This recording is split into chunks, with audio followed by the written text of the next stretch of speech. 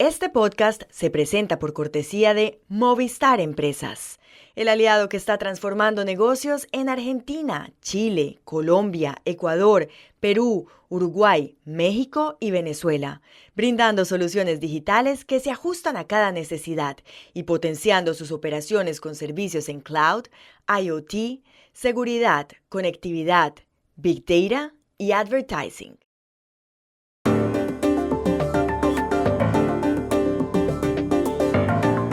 Joe Biden anunció ayer en la Casa Blanca una serie de medidas para favorecer a unas 500,000 personas sin papeles que lleven más de 10 años casadas con un estadounidense. ¿Cuál es la verdadera razón de esto? Ya estamos a menos de 5 meses de las elecciones presidenciales en Estados Unidos y a una semana del cara a cara entre Joe Biden y Donald Trump. ¿Qué se espera de semejante debate? Francia puede estar a pocos días de que Jordan Bardella, presidente del partido de extrema derecha Reagrupamiento Nacional, sea elegido primer ministro. ¿Quién es esta joven figura de la política? Hola, bienvenidos a Y esto no es todo, el podcast del Georgetown Americas Institute de la Universidad de Georgetown en Washington, D.C. Soy Juan Carlos Iragorri, desde Madrid. Soy Paz Rodríguez Niel desde Buenos Aires. Soy Jorge Espinosa y estoy en Bogotá. Es miércoles 19 de junio y esto es todo lo que usted debería saber hoy.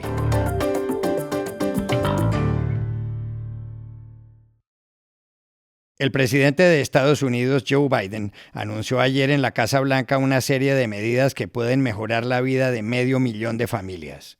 Las disposiciones tienen que ver con personas sin papeles que están casadas con ciudadanos estadounidenses.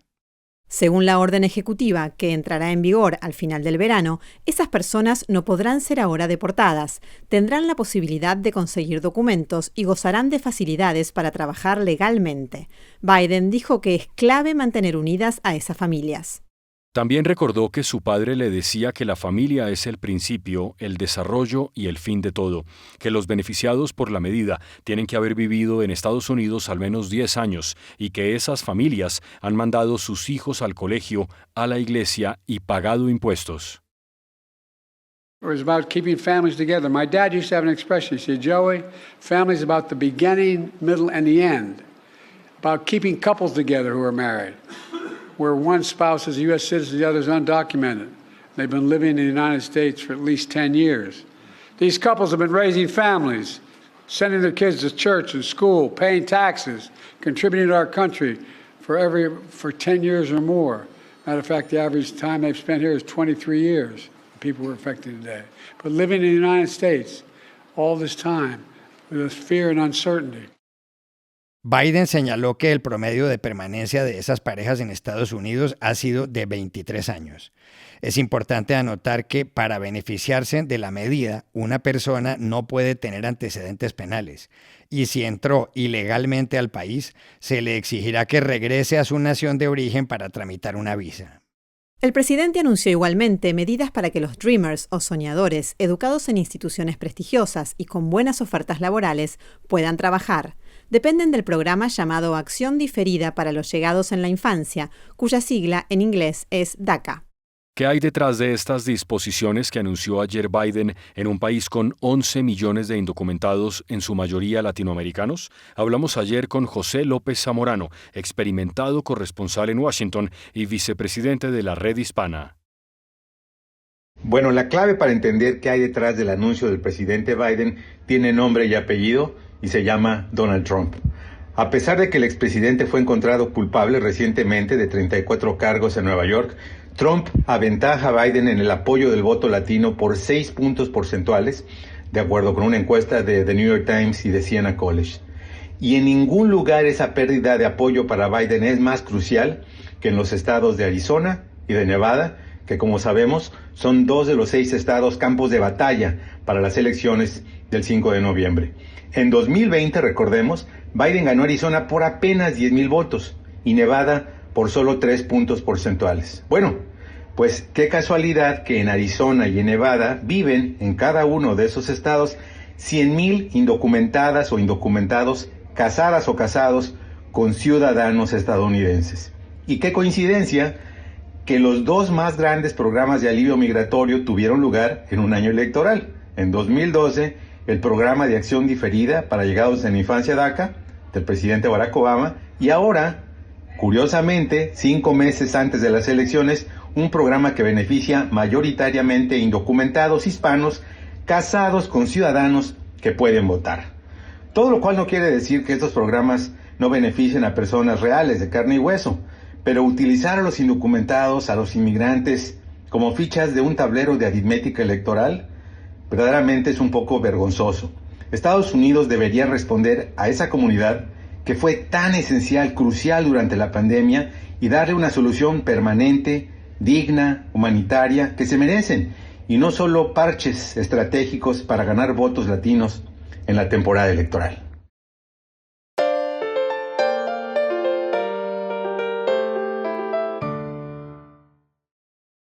Estados Unidos se encuentra ya a 4 meses y medio de las elecciones presidenciales del 5 de noviembre y a solo una semana del primer debate televisado entre los dos candidatos, el presidente demócrata Joe Biden y el expresidente republicano Donald Trump. No será la primera vez que Biden y Trump se enfrenten en un cara a cara. En la campaña anterior, el 28 de septiembre de 2020, protagonizaron un duelo cargado de tensión en Cleveland, en Ohio, cuando faltaban 5 semanas para los comicios. Vote and let your senators know how strongly you feel. Vote now. Make sure you, in fact, let people know you're a senator.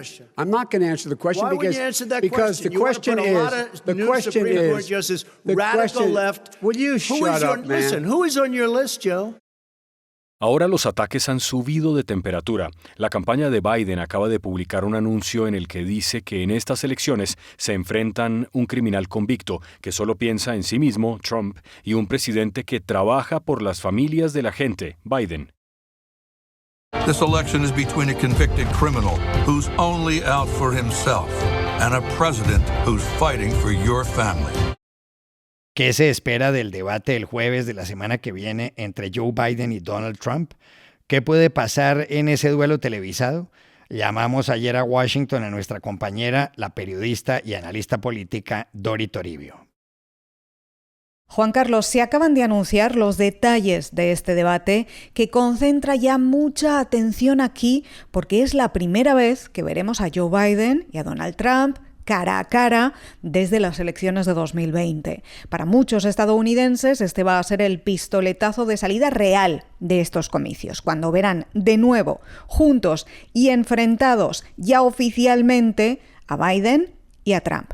Y es históricamente pronto para un debate. Generalmente estos encuentros suelen ser más adelante en el ciclo electoral, al final del verano o principios de otoño, cuando ya han tenido lugar las convenciones de los dos grandes partidos en las que se sellarán oficialmente las candidaturas presidenciales republicana y demócrata respectivamente. Pero aún estamos en junio. Y el debate ya está listo. Otra señal más de que estas son unas elecciones extremadamente importantes y ajustadas. La última encuesta de NPR y PBS News dice que a día de hoy Biden y Trump están empatados con un 49% de intención de voto. Por eso, este cara a cara puede ser clave.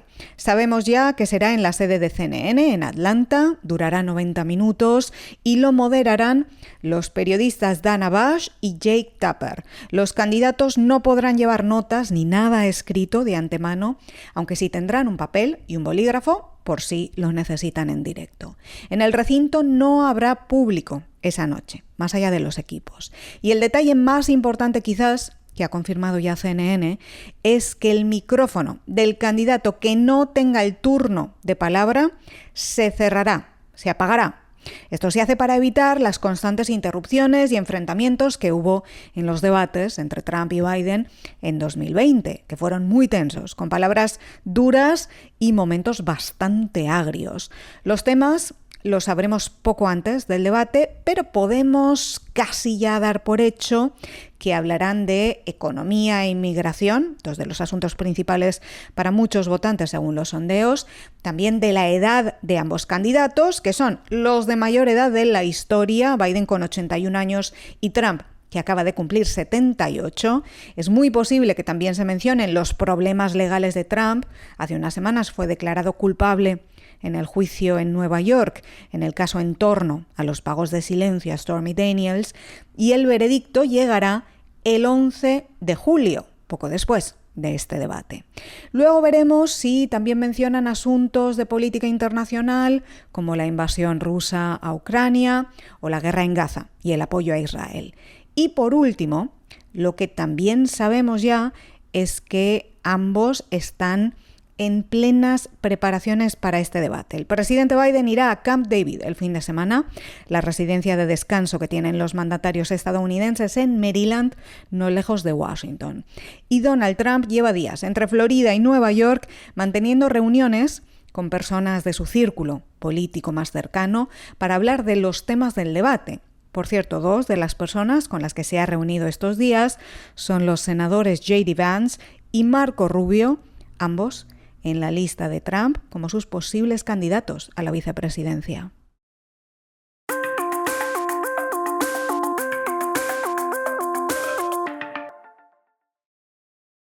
Este podcast se presenta por cortesía de Bancolombia y de su proyecto Orígenes.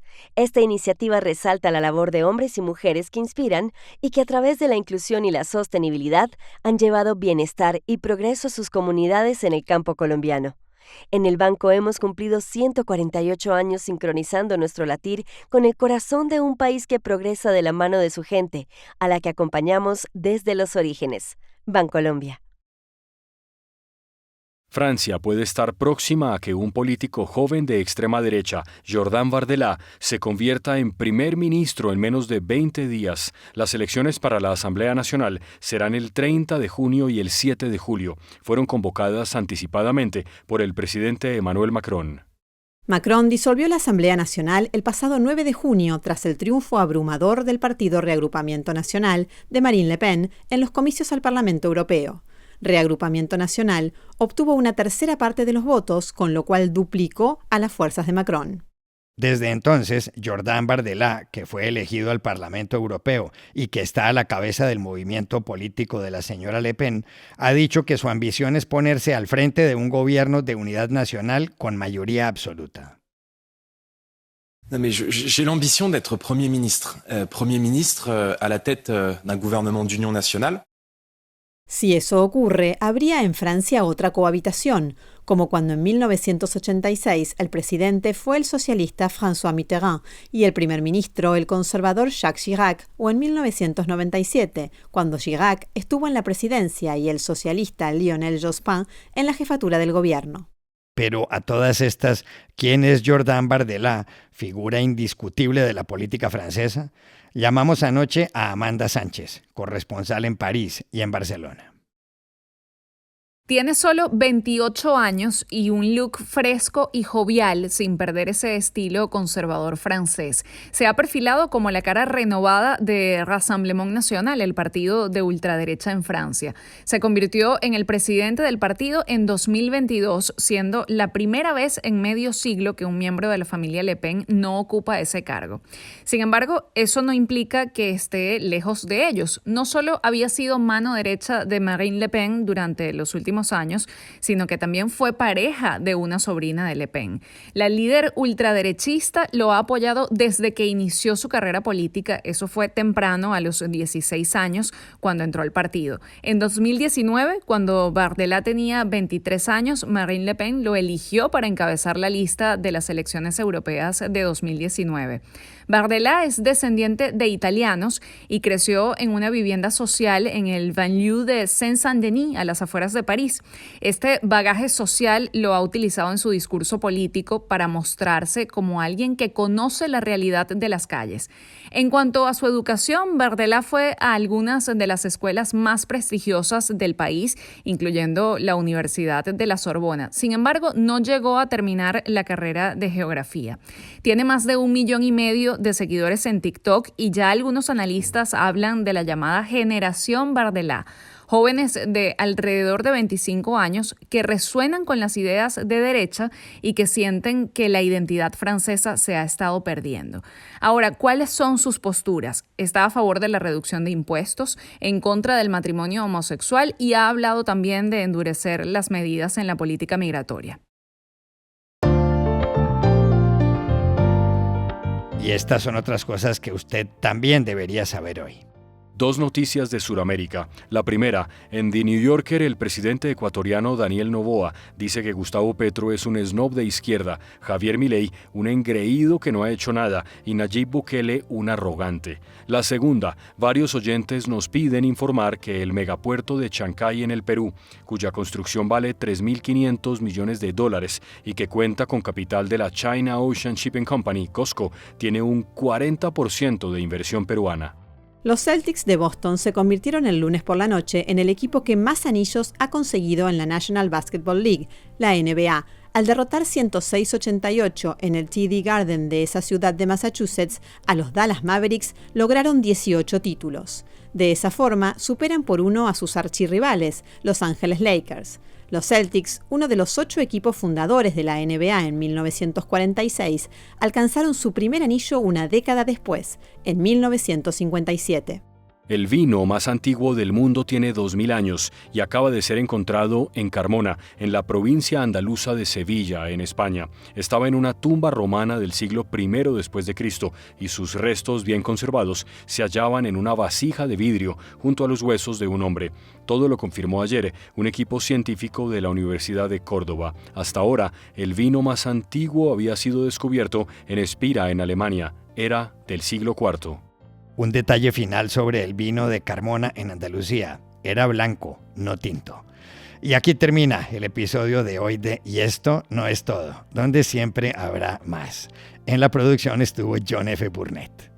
Y pueden suscribirse a este podcast en nuestro sitio web yestonoestodo.georgetown.edu, seguirnos en nuestras cuentas de X y de Instagram @yestonoestodo y buscarnos en nuestro canal de YouTube. Chao, hasta la próxima.